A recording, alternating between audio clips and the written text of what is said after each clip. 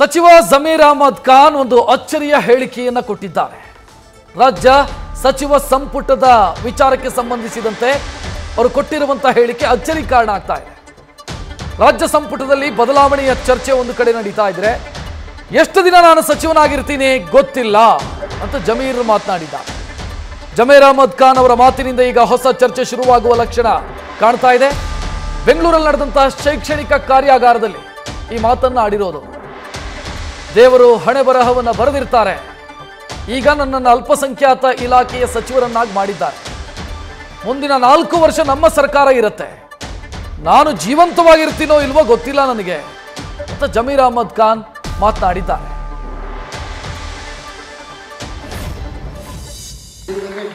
ಭಗವಂತ ಇವತ್ತು ಅಲ್ಲ ನನಗೆ ಅವಕಾಶ ಕೊಟ್ಟಿದ್ದಾನೆ, ಅಲ್ಪಸಂಖ್ಯಾತರು ಮಂತ್ರಿ ಮಾಡಿದ್ದಾರೆ ನನಗೆ. ನನ್ನ ಇಲಾಖೆಯಲ್ಲಿ ನನ್ನ ಇದ್ದಲ್ಲಿ ಅಲ್ಪಸಂಖ್ಯಾತರಂದ್ರೆ ಈಗೆಲ್ಲ ನಮ್ಮಲ್ಲಿ ಬರೀ ಅಲ್ಪಸಂಖ್ಯಾತರು ಅಂತ ಇಲ್ಲ, 25% ಬೇರೆ ಸಮಾಜದವರಿದ್ದಾರೆ.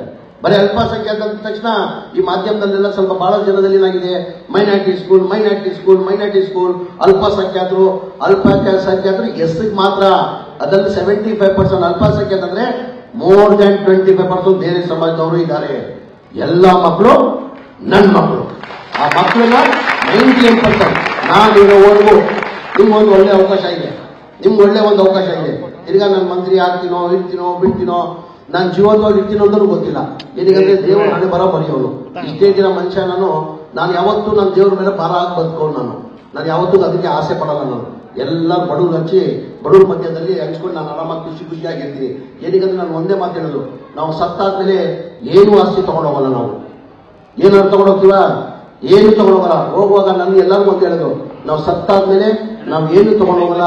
ನಾವು ಹೋದ್ಮೇಲೆ ಸತ್ತ ಮೇಲೆ ನಾವು 4 ಜನ ಕಣ್ಣಲ್ಲಿ ಹಾಕಿ ಒಳ್ಳೆ ವ್ಯಕ್ತಿ ಸತ್ತೋಗ್ಬಿಟ್ಟಪ್ಪಲ್ಲ ನನ್ನ ಕಣ್ಣಲ್ಲಿ ಹಾಕೊಳ್ಳಿ, ಅವನೇ ಮಹಾನ್ ದೊಡ್ಡ. ಅದೇ ಒಂದು ಆಸ್ತಿ. ಆ ಕಾರಣಕ್ಕೆ ನೀವು ಹೇಳ್ತಾ ಇದ್ದೀನಿ, ದೇವ್ರು ನನ್ಗೆ ಈಗ ಅವಕಾಶ ಕೊಟ್ಟವನೆ. ನಾನು ಯಾವಾಗವರೆಗೂ ಇನ್ನ 4 ವರ್ಷ ನಮ್ಮ ಸರ್ಕಾರ ಇರ್ತದೆ, ನನ್ನ ನಂಬಿಕೆ ಇದೆ. ನಮ್ಮ 4 ವರ್ಷ ಸರ್ಕಾರದಲ್ಲಿ ನಾನೇ ಅಲ್ಪಸಂಖ್ಯಾತ ಮಂತ್ರಿಯಾಗಿ ಇರ್ತೀನಿ ಅಂತ ನನಗೆ ವಿಶ್ವಾಸ ಇದೆ.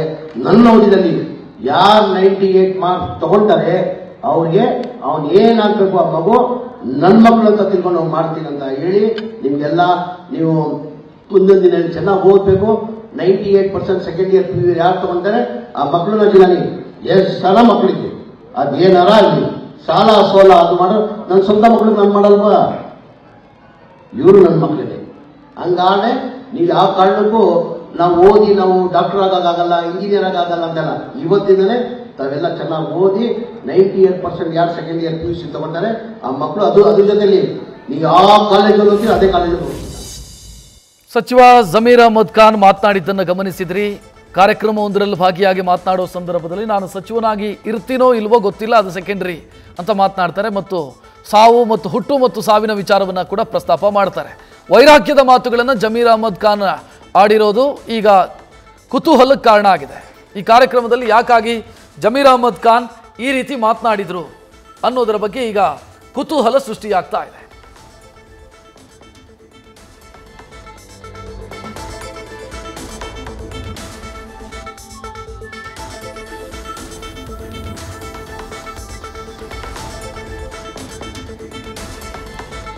ಈ ಬಗ್ಗೆ ಹೆಚ್ಚಿನ ಡೀಟೇಲ್ ನೀಡೋದಕ್ಕೆ ನಮ್ಮ ಪ್ರತಿನಿಧಿ ಹರೀಶ್ ನೇರ ಸಂಪರ್ಕದಲ್ಲಿ.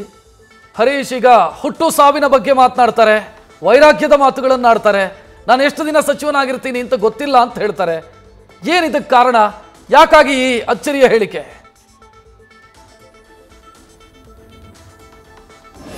ರಕ್ಷತ್, ಬಹಳ ಮುಖ್ಯವಾಗಿ ದೇವರಾಜು ಅರಸು ಭವನದಲ್ಲಿ ಕೂಡ ಒಂದು ಕಾರ್ಯಕ್ರಮವನ್ನು ಆಯೋಜಿಸಿರ್ತಾರೆ. ಆ ಒಂದು ಕಾರ್ಯಕ್ರಮದಲ್ಲಿ ಸಚಿವರಾಗಿರುವಂತಹ ಜಮೀರ್ ಅಹಮದ್ ಅವರು ಒಂದು ಮಾತನ್ನು ಸ್ಪಷ್ಟವಾಗಿ ಹೇಳ್ತಾರೆ. ಅಂದ್ರೆ ನಾವು ಎಷ್ಟು ದಿನ ಇರ್ತೇವೋ ಇಲ್ಲ ಗೊತ್ತಿಲ್ಲ, ಆದ್ರೆ ನಾನು ಸಚಿವನಾಗಿ ಇರ್ತೀನೋ ಇಲ್ಲವೋ ಗೊತ್ತಿಲ್ಲ, ಆದ್ರೂ ಒಂದಂತೂ ಭರವಸೆ ಇದೆ, ಸರ್ಕಾರ ಇನ್ನು 4 ವರ್ಷಗಳ ಕಾಲ ಇರುತ್ತೆ, ಅಲ್ಲಿವರೆಗೂ ಕೂಡ ನಾನು ಅಲ್ಪಸಂಖ್ಯಾತ ಇಲಾಖೆ ಒಂದು ಸಚಿವನಾಗಿರ್ತೇನೆ ಅನ್ನುವಂತ ಭರವಸೆ ಇದೆ.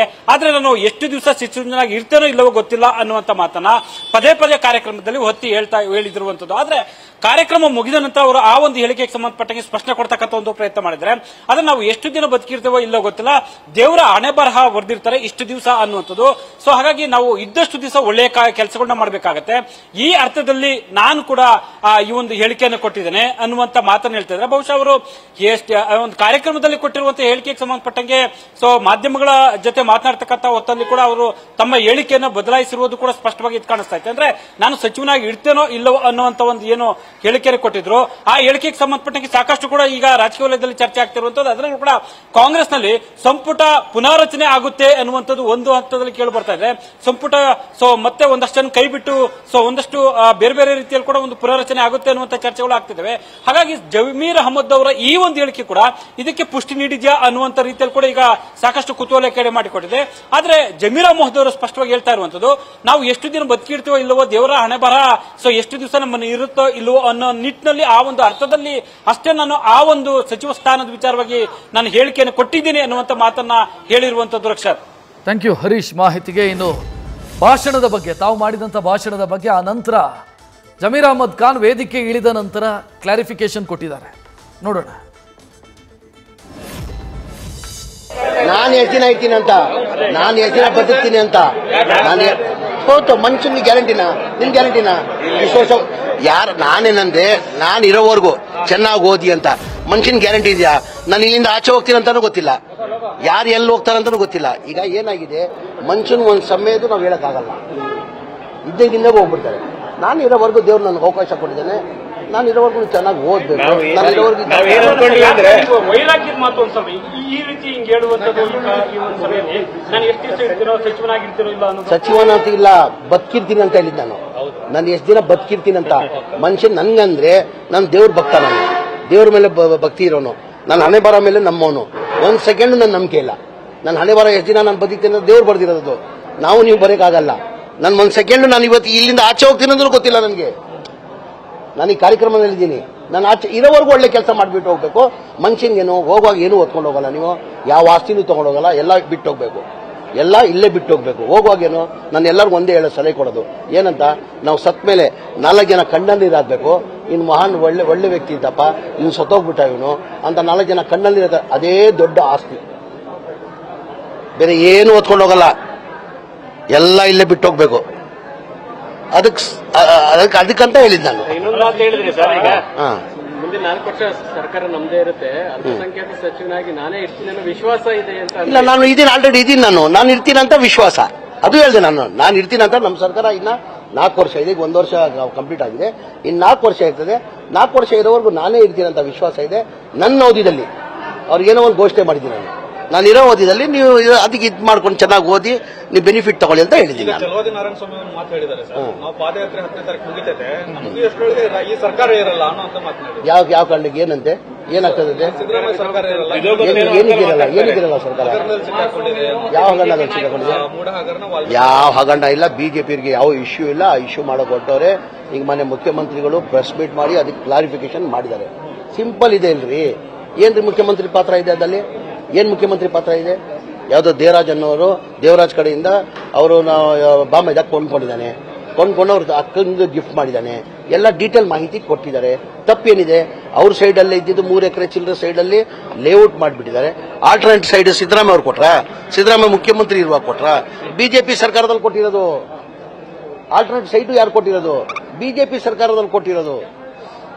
ಅಲ್ಲ, ಕುಮಾರಸ್ವಾಮಿ ಅವರು ಹೇಳಿದರೆ ಸಿದ್ದರಾಮಯ್ಯ ಒಂದು ಕಪ್ಪು ಚುಕ್ಕೆ ಎಲ್ಲ ಆಗ್ತಿದೆ, ಈ ಪರಿಸ್ಥಿತಿ ಬರಬಾರ್ದು. ಈಗಲೂ ಇಲ್ಲ. ಸಿದ್ದರಾಮಯ್ಯ ಎಲ್ಲಿದೆ ಕಪ್ಪು ಚುಪ್ಪೆ? ಈಗ ಸೈಡ್ ಏನು? ಸಿದ್ದರಾಮಯ್ಯ ಅವರು ಡೀಟೇಲ್ ಆಗಿ ಪ್ರೆಸ್ ಮೀಟ್ ಮಾಡಿ ಹೇಳಿದ್ದಾರೆ, ಜಾಗ ಹೆಂಗ್ ಬಂತು, ಹೆಂಗ್ ಕೊಂಡ್ಕೊಂಡು, ಯಾರಿಂದ ಬಂತು, ಹೆಂಗೈತಂತ. ಈಗ ಅವ್ರು ಬಾಂಬೆದಾಗ ಕೊಂಡ್ಕೊಂಡಿದ್ದು, ಬೇರೆಯವ್ರು ಯಾರೋ ದೇವರಾತವ ಆ DC ಆಕ್ಷನ್ ಲ್ಯಾಂಡ್ ತಗೊಂಡಿದ್ದು ದೇವರಾಜ್ ಅಂತ ಹೇಳ್ಬಿಟ್ಟು ಅವರು ಬಾಂಬೆದಂಗೆ ಮಾಡ್ದ. ಬಾಂಬೆದ 2004 ಸಾಹೇಬರು ಮಿಸಸ್ ಹೆಸರಲ್ಲಿ ಮಾಡಿದ್ರು, ಅವ್ರ ಅಕ್ಕನ ಗಿಫ್ಟ್ ಕೊಟ್ಟರು.